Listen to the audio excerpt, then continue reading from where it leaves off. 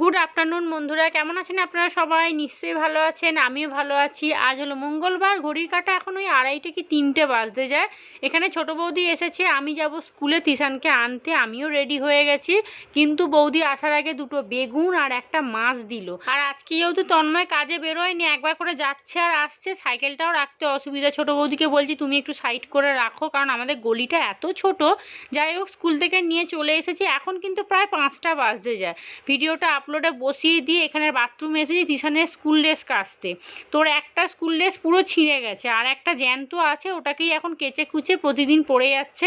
আর সাদা ড্রেস তো দেখবেন একটু পরিষ্কার না হলে দেখতে কেমন লাগে না, একটু ব্লু দিয়ে ভিজিয়ে রাখলাম গেঞ্জিটা আর জামাটা। খানিকক্ষণ পরে বাইরে মিলে দেবো, একটু গরম গরম আছে তো শুকিয়ে যাবে, অসুবিধা নেই। গুড ইভিনিং, সন্ধ্যে এখন 6টা 5 বাজে। আমি একটু রেডি হয়েছি, যাব আমাদের সামনের বাজারটা। ওই দিকটাতে যাব না, এই 2 নম্বর গেটে যাব। তো যাওয়ার কারণটা হচ্ছে তন্ময়ের হঠাৎ করে পরোটা আর তার সাথে মাংস খেতে ইচ্ছে হয়েছে। মাংস মানে ওই চিকেন কিমা। তো আমাকে বলছে একটু গাজর বিনস ক্যাপসিকাম দিয়ে যেমন ওই মটন কিমা করতে সেরকম সেমভাবে চিকেন কিমা করবে। আজকে দুপুর থেকে তন্ময় কাজে যাচ্ছে আর আসছে, খেতে এলো, এসে বললো আমি আর যাবো না, কাজ নেই বলে খেয়ে দিয়ে গেম খেলতে বসে গেলো। আমি তো স্নান করতে চলে গেলাম। আধা ঘন্টা গেম খেললো, তারপরে ঠিক আমি স্কুলে যাব তার খানিকক্ষণ আগে, আধা ঘন্টা আগে মোটামুটি। তো বলছে যে ফোন এসছে, আমাকে যেতে হবে, চলে গেল। আবার 15 মিনিট পরে দেখি জানলা দিয়ে উঁকি মারছে। বলছে কী হলো গো? বলছে না মাল আজকে যাবে না, আমাকে বললো তন্ময়দের আসতে হবে না। যাই হোক, ভালো কথা। চলে আসলো, এসে দেখলাম মিষ্টি আর থামস আপ নিয়ে এসছে, মানে এই 2 নম্বর গেটে হয়তো গেছে, তখন ফোন করেছে, চলে এসেছে। তো এসে গেম খেলতে বসে গেল, আমি ভিডিও এডিট করছিলাম। তারপরে আবার এই 3টে 3:30 করে, না রে নাকি বোধহয় 4টের দিক করে তিশানকে স্কুল থেকে নিয়ে এসেছি, সবে বসেছি, ওই 4:10-15 হবে। এসে বলছে ফোন করেছে, আমাকে আবার যেতে হবে। তাই আমি বলছি তুমি কী করছো দুপুর থেকে আজকে? তো আবার গেছে, আস্তে আস্তে হয়তো 6:30-7টা বাজবে। আর আমাকে বলে গেছে তুমি কিন্তু সব কিছু নিয়ে এসে রান্না শুরু করে দেবে। আর পরোটা করতে বললো, না আমি বললাম রুটির সাথেই খাও না, ভালো লাগবে তো খেতে। বলছে না পরোটার সাথে খাবো, পরোটার সাথে কিমাটা ভালোও লাগে খেতে। তো আমি ওই জন্য একটু রেডি হয়ে যাচ্ছি, একটু মাংসটাও নিয়ে আসি। আর গাজর বিনস ক্যাপসিকামটাই নেই, ওই জন্য আরও যেতে হবে। নাহলে শুধু চিকেন হলে আমি টিশানকে পাঠিয়ে দিতাম, কিন্তু গাজর বিনস, তারপরে একটু চায়ের দুধও আনতে হবে। যাই একটু ঘুরে আসি। আর ও এখন পড়তে বসে গেছে, ওকে বললাম সময় আছে এখন পড়ে নে। এখনও বাইরে জামা কাপড়গুলো তোলা হয়নি, জামা কাপড়গুলো তুলবো এসে, আগে বাইরের কাজটা সেরে আসি তারপরে। আর আমাকে না আগামীকাল একটা বড় কাজ সারতে হবে, সেটা হচ্ছে আমাদের এই সামনে রেশন দোকান, এটাই ছিল আমাদের এত বছর ধরে, রেশন দোকানটা বন্ধ হয়ে গেছে। তো এই রেশন দোকানটা এখন গেছে তিশান যেখানে পড়তে যায় ওইখানে চলে গেছে। তো ওই জন্য ওখানে এখন 100 টাকা দিয়ে আর রেশন কার্ড আর আধার কার্ড গিয়ে নাম লেখাতে হবে। তো সেটা করতে হবে, অনেকে করে ফেলেছি, কিন্তু আমার তো এখনও যাওয়াই হলো না। তো আমি ভাবছি আগামীকাল একদম তন্ময় বেরিয়ে যাবে, তিশানও পড়তে চলে যাবে, আমি গিয়ে আগে কাজটা সেরে আসবো। কারণ বেলা হয়ে গেলে ওকে স্কুলে দিতে যেতে হবে, তাহলে তার হবেই না, যেতেই হবে। আজকে বিকেলেই যেতাম জানেন, যদি তন্ময় না বলতো মাংস টাংস হবে, নাহলে আমি ভেবেছিলাম 5টার দিক করে চলে যাব। তো বলছে এখন করি, ভেবেছিলাম বলবো মুখের ওপরে আনেন যে না পারবো না, ভাল লাগছে না। আবার ভাবলাম যাকে একটু খেতেই তো চাইছে, করে দিই, গতটা নয় খাটতে হবে, কী করবো। পরোটা করবো আর ওই চিকেন কিমাটা করবো, ব্যাস, আর কিছু করবো না। চলে এসেছি মাংসর দোকানে। এসেই আগে ছেলেটাকে বলেছি কিমা হবে, কিন্তু মাংসগুলো যেন ছাড়া ছাড়া থাকে, একদম যদি চপ করে দেয় না তাহলে কি বলুন তো, সে ভর্তা মতো হয়ে যায়। মানে যখনই কষাবো, খানিকক্ষণ কষাবার পরে মাংসগুলো আর চোখে দেখা যাবে না, পুরো আলু সেদ্ধর মতো হয়ে যায়, মাখানো একদম। ওই জন্য বলেছি কিমা করবে, কিন্তু যেন ছাড়া ছাড়া থাকে মাংসগুলো। আর রাস্তাঘাট পুরো ফাঁকা, দোকানপাটও এখনও ঠিকঠাকভাবে খোলেনি। মাংস নেওয়া হয়ে গেছে, এবারে চলে এসেছি সবজির দোকানে। এই একটাই মাত্র দোকান খুলেছে, আর যদি না খুলতো তাহলে আমাকে সেই হেঁটে হেঁটে রামতলায় যেতে হতো। চলুন, একটু গাজর নিয়ে নিয়েছি, বিনসটা অল্প নিচ্ছি কারণ অনেক দাম বলছে, আর একটা ছোট্ট দেখে ক্যাপসিকাম নেবো, কারণ এই 3টে জিনিসই আমাদের বাড়িতে কেউ খায় না, একমাত্র আমি ছাড়া। যদি পড়ে থাকে আমাকে ওই তরকারি করেই খেয়ে নিতে হবে, আর আমারও যে খুব পছন্দ সেটাও কিন্তু নয়। আর দেখছি ঢ্যাঁড়সের দামটা না একটু কমই বলছে, সেই জন্য একটু বেশি করে ঢ্যাঁড়সও নিয়ে নিচ্ছি, বেশি মানে 300-350 মতো নেবো। চলুন, বাড়ি চলে এসেছি, এসে আগে কাটাকুটি করতে বসিয়ে দিয়েছি। তবে এখন আমার কটা দিন দেখছি সন্ধে হলেই না খুব খিদে পেয়ে যাচ্ছে, মানে ঠিক 6টা 6:30 বাজছে, যতক্ষণ না 1 কাপ চা 2টো বিস্কুট খাচ্ছি, ঠিক মাথা আর মন দুটোই শান্তি হচ্ছে না। কারণ পেট যদি খালি থাকে ভাই, আমার মাথা কাজ করে না, এমনি মাথা গরম হয়ে যায় পেট খালি থাকলে দেখবেন। এখানে কাটাকুটি করতে বসে গেছি না, দাঁড়িয়েই কাটাকুটিগুলো করে নিচ্ছি। ভাবছি আজকে না এই মিনি চপারটার মধ্যে সব একেবারে কেটে নেবো। প্রথমে গাজরটা নিলাম, তারপরে বিনস, তারপরে ক্যাপসিকাম, তবে ক্যাপসিকামটা পুরো দিয়ে দেবো আর গাজরটা দুখানা দেবো না, কারণ অনেকটা হয়ে যাবে। মাংস ওই 300 350 মতো মাংস আছে, ক্যাপসিকামটা পুরো দিয়ে দেবো। ওই বিনসটা যে পড়ে থাকবে না, পুরো নষ্ট হবে। আর দেখছেন তো বিকেলবেলাও কিন্তু শান্তি নেই, সকালবেলা এক নাগাড়ে 2-3টে অবধি কাজ হয়, তারপরে ওই একটু 1 ঘন্টা কি 1.5 ঘন্টা রেস্ট পাই আর কি, স্কুল থেকে এসে একটু শুই। আর আজকে তো সেটাও শান্তি পাইনি, এসে ভিডিও এডিট করে তারপরে গেলাম বাথরুমে, জামা কাপড় কাচলাম, কাচার পরে সঙ্গে সঙ্গে আবার রেডি হয়ে ওই তো বাজার দোকান করতে আসলাম। আর দেখবেন রাস্তায় বেরোলে হাজারটা জিনিসের কথা মনে পড়ে যায়, ঘরে থাকলে কিন্তু মনে পড়বে না, কিন্তু রাস্তায় যেই ব্যাগ নিয়ে বেরোবো ব্যাস শুরু হয়ে যাবে।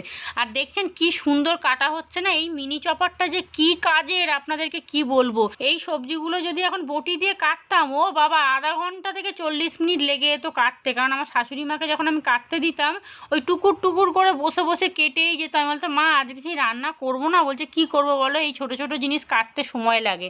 তারপর থেকে যখন এইটা আমার ঘরে এসেছে আমার যে কি উপকার হয়েছে। তবে এটা কিন্তু কিনিনি, তন্ময় ফোন কিনেছিল, ওর ফোনটা মনে হচ্ছে ভিভো, হ্যাঁ ভিভো ফোন কিনেছিল, ওর সাথে এইটা গিফট দিয়েছিল ফোনের সাথে। তো আমি তো এটা দেখেই খুব খুশি হয়ে গেছি। প্রায় হয়ে গেল 2 থেকে আড়াই বছর হয়ে গেল একভাবে চলছে, জানেন 2 থেকে আড়াই বছর নয়, হয়তো 1.5 বছর হয়তো হবে। তো চলুন সব কাটাকুটি মোটামুটি হয়ে গেছে, তবে বিনসটা পুরোটা দিলাম না, কারণ বিনসটা আমাদের বাড়িতে কেউ বেশি ভালোবাসে না। কাটাকুটি পর্ব মোটামুটি শেষ হয়ে গেছে, এবার একটু বেশি করে পেঁয়াজও কেটে নেবো, ব্যাস এই এটার মধ্যেই একেবারে চপ করে নেবো, হয়ে গেল। এইবারে কিমাটা বসিয়ে দিয়ে তারপরে আগে চা বসাবো, আমার মাথার যন্ত্রণা করছে আর খিদেও পাচ্ছে। আর তিশান তো টুকটাক খেয়েই যাচ্ছে, ওর কথা আর বাদ দিন। কাটাকুটি পর্ব তো শেষ হয়ে গেছে, কিন্তু যেটা মেন মাংস সেটাই এখনো পর্যন্ত ধোয়া হয়নি। আর মাংসতে বেশি জল থাকলে না দেখবেন অতিরিক্ত জলের জন্য সবজিগুলো পুরো সিদ্ধ হয়ে যাবে আর পুরো ভর্তা মতো হয়ে যাবে, ওই জন্য জলটা ভালো করে ঝরিয়ে নেবো আগে। তবে খুব বেশিক্ষণ রাখবো না, কারণ এখন প্রায় 7:30 না 7টা বাজতে যায়, তাড়াতাড়ি রান্নাবান্না করে নেবো। আর এটার থেকে বেশি খাটনি হচ্ছে পরোটা, ওই 2-1টা করে করে তাড়াতাড়ি ভাজো রে, ওরে বাবারে কি যে কষ্ট। কিমাটা খুব একটা কষ্ট নয়, কাটাকুটি করতেই যা সময় লাগে। এবারে সব নিয়ে একবারে কড়াই বসিয়ে দেবো, ব্যাস। মাংসটা এখানে ধুয়ে নিয়েছি, চলুন এবারে ঝটপট করে বসিয়ে দিই। তবে একটুখানি জলটা ঝরতে দেবো। আর চিকেন কিমা আর মটন কিমার মধ্যে কোনো আলাদা কিচ্ছু না, শুধু মটনটা একটু প্রেসারে সিদ্ধ করতে হয়, আর চিকেন তো আরও তাড়াতাড়ি সিদ্ধ হয়ে যায়, কিমা করা থাকে তো ছোটো ছোটো পিস, তো বেশিক্ষণ লাগেই না। সব রকম মশলা মাখিয়ে একবারে চাপা দিয়ে রেখে দাও, ব্যাস ও আস্তে আস্তে হতে থাকবে। এখানে দুপুরের খাবার দাবার অনেকটা আছে, এখানে মাছের ঝোল 1 বাটি, এখানে অল্প একটু ভাত আছে, আর এই যে লাউ চিংড়ি তন্ময় বললো রেখে দাও আমি কালকে খাবো, একদম ঠিক আছে। আর এখানে কাটাকুটি সব হয়ে গেছে, মাংসটা একটু জল ঝরিয়ে গেলেই আমি রান্নাটা বসিয়ে দেবো। দাঁড়ান ঠিক করে ধরিয়ে আগে, না সব উল্টে পড়বে। হ্যাঁ ব্যাস, তিশান পড়তে বসেছে। কি খাবি রে? ফ্রিজে ঢুকিয়ে দিই। আর দুপুরবেলা দেখুন ছোট বৌদির হাত দিয়ে মা একটা মাছ পাঠিয়েছে, আজকে আর খাওয়া হবে না, তবে আগামীকাল রাত্রিবেলা ভেজে খেয়ে নেবো। আর এতে সেই মাছের তেলটা একটু আছে, ব্যাস। আর 2টো বেগুন পাঠিয়েছে মা। আর এখানে দেখুন ঢ্যাঁড়স নিয়ে এসছি, আর নিয়ে এসছি হচ্ছে ধনেপাতা। তবে ফ্রিজ খুলে দেখলাম ফ্রিজে এত ঢ্যাঁড়স পড়ে, আবার ঢ্যাঁড়স নিয়ে এসছি, মনেই নেই আমার। হাতটা ধুই, দাঁড়ান। ও হাত ধোবো কি, মাছের ঝোলটা তো বাইরে করতে হবে। কতটা ফ্রিজে ঢ্যাঁড়স জানেন, পরশুদিন সেই বাজারে গেছিলাম, ঢ্যাঁড়স পটল একসাথে এনেছিলাম, মনে নেই তো। আর আজকে দামটা অনেক কম নিল জানেন, পরশুদিন এনেছিলাম 100 টাকা করে, আজকে নিলাম 70 টাকা করে।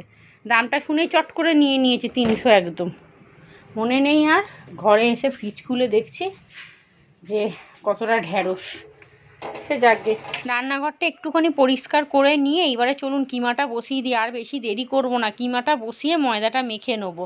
এবারে একটু বেশি করে তেল দিয়েছি কড়ার মধ্যে, একটা তেজপাতা, শুকনো লঙ্কা, অল্প একটু চিনি দিয়েছি যাতে রঙটা ভালো হয়, পেঁয়াজটা দিয়ে দিয়েছি। এবারে সবজিগুলোও দিয়ে দিচ্ছি, তবে পেঁয়াজটা একটু ভাজা ভাজা করে সবজিটা দিয়েছি, সব সবজি একসাথে দিয়ে দিয়েছি। এবার একটু নুন আর একটু হলুদ দিয়ে ভালো করে নাড়াচাড়া করে এটাকে এবার সিদ্ধ করে নেবো। খুব বেশি ভাজার দরকার নেই, একটুখানি নাড়াচাড়া করে ঢাকা দিয়ে দেবেন, এতে ভাজাও হবে সিদ্ধও হবে। আর আমি কিভাবে চিকেন কিমা করি সেটাই আপনাদের সাথে শেয়ার করছি। বললাম তো একই পদ্ধতি, খালি খাসিটা একটুখানি সিদ্ধ করে নিতে হয়, মাটনটা পুরো ডাইরেক্ট দিয়ে দেবেন।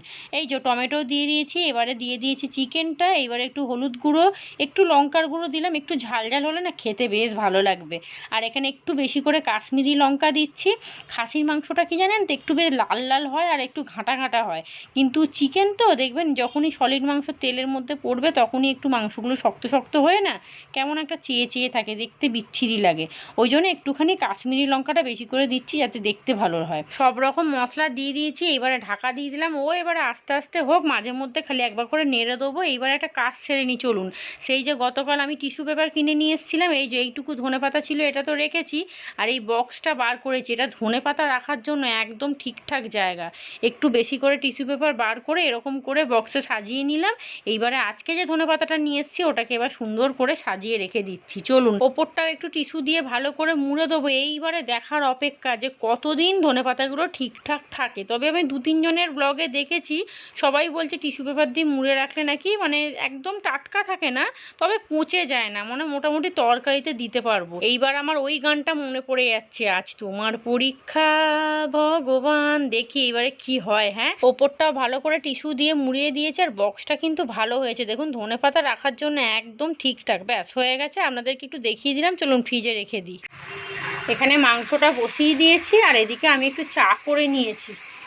তাহলে আমার মাথা ধরে যাচ্ছে বাবা, এখনো ময়দা মাখা হয়নি বাবা। এই বললাম না ঝিকগুলো একদম গেছে, আর দেখে বেশ ভালোই লাগছে। কেমন হবে কি জানি।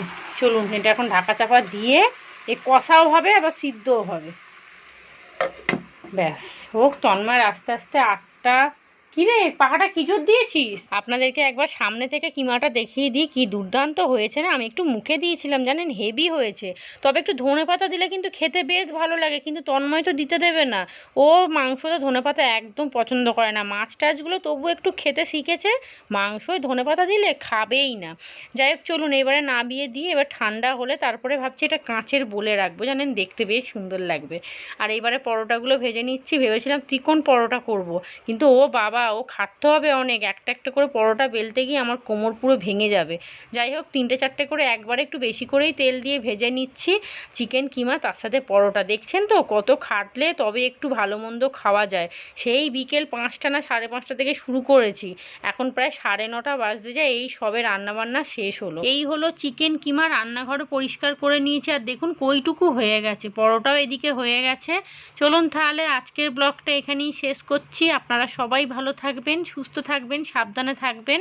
আজকের মতো সবাইকে টাটা।